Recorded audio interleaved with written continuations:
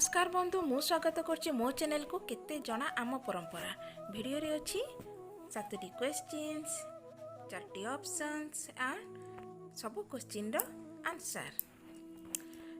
आरंभ करिया प्रथम प्रश्न गर्भणा संक्रांति रा केउ मासरे पड़े। ऑप्शन 1 आश्विन, ऑप्शन 2 भाद्रव, ऑप्शन 3 कार्तिक, ऑप्शन 4 ज्येष्ठ। उत्तरटी होची ऑप्शन 3 कार्तिक। तुला मासर संक्रांति रे पालित हुए गर्भणा संक्रांति। एही संक्रांति बेलू धान गछर गर्भरे धान Kenda बाहारे।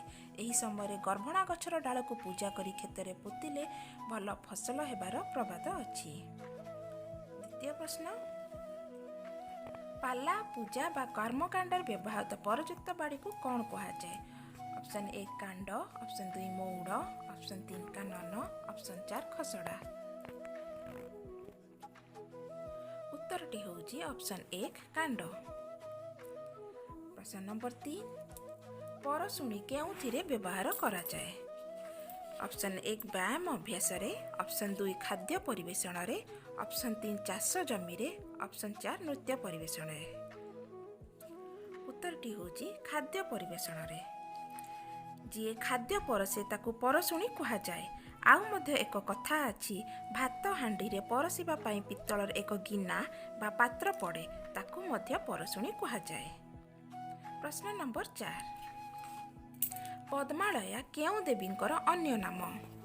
Option 1 Gayatri, option 2 Parvati, option 3 Lakshmi, option 4 Saraswati. उत्तरटी होची माँ लक्ष्मी। देवता एवं असुरଙ୍କ द्वारा अमृत पाई समुद्र मंथन होइथिला। सेतिरु माँ पद्मालया उत्पन्न होइथिले एवं भगवान विष्णु को निज स्वामी को रूप में वर्ण करथिले। प्रश्न नंबर 5 15 पेंडी केउ उत्सवर एक अंश। ऑप्शन 1 जन्माष्टमी, ऑप्शन 2 अनंत व्रत, ऑप्शन 3 शीतल षष्ठी, ऑप्शन 4 प्रथमाष्टमी। उत्तरटी होची ऑप्शन 3 शीतल षष्ठी।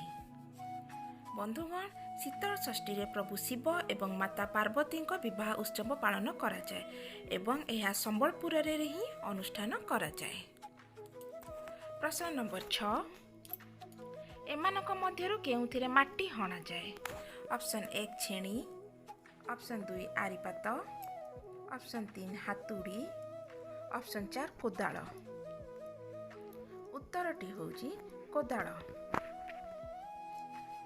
प्रश्न नंबर 7 बटकरा केउ कामरे लागे। ऑप्शन 1 चाष जमी रे, ऑप्शन 2 घर तैयारी रे, ऑप्शन 3 ओजन करिबारे, ऑप्शन 4 सिलाई करिबारे। उत्तरटी होची ओजन करिबारे।